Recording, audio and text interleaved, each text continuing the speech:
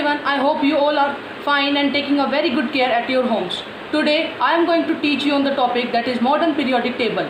Before teaching this topic, I would like to tell you some points. Those are, in 1913, Henry Moseley showed that atomic number is more fundamental property than atomic mass. Now Mendeleev's periodic table was modified and modern periodic law was made. Properties of elements are periodic function of their atomic number. The elements, when arranged in order of increasing atomic number, led us to the classification known as the modern periodic table. The modern periodic table is this. And in green box I have shown the metals, in red I have shown the metalloids, and in yellow I have shown the non-metals. This is the modern periodic table. These are the groups and these are the periods. These two groups 1 and 2 are S blocks. From group 3 to 12 are D blocks, and from 13 to 18 is P block. And these two, lanthanoids and actinoids, are consist of the F block.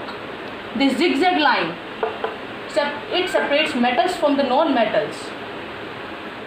This 2n square formula shows the total elements period wise, and N means the number of shells. So there are four number of shells, those are K, L, M and N. And to know the total elements present in a specific period, it is necessary to put the number of the shell. And the number of shell increases when we go down a group. There are three trends. That is, first one is valency, second one is atomic size, or we can say atomic radius, third one is metallic and non-metallic character. The valency is the total number of valence electrons that are present in the valence shell of an atom. So the valence electrons increases when we go from left to right. Now let us come on the atomic size, or we can say atomic radius. The atomic size decreases when we go from left to right of the periodic table, and that is due to the increase in the nuclear charge. The nuclear charge increases, and due to which the electrons come towards the nucleus and the size of the atom decreases.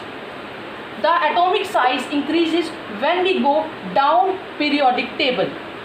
Now next one is metal. Now the next one is metallic and non-metallic properties. The metallic properties, or the metals, their properties decrease when we go across this periodic table.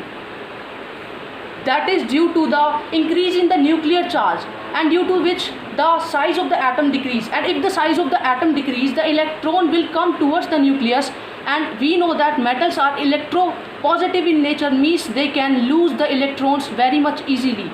But in this case, if the electrons are coming nearer to the nucleus, then it will be very difficult for us to remove the electrons from an atom. That's why across the periodic table, or across the period, the metallic properties decreases, and when we go down a group, then the metallic properties increases.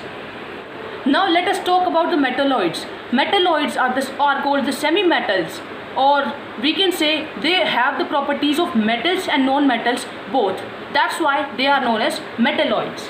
They are present here near this zigzag line. For example, boron, silicon, arsenic, tellurium, polonium, etc. These are our metalloids. And I have told about metals, non-metals. Where are they present? These are the non-metals and these are the metals. These are also the metals.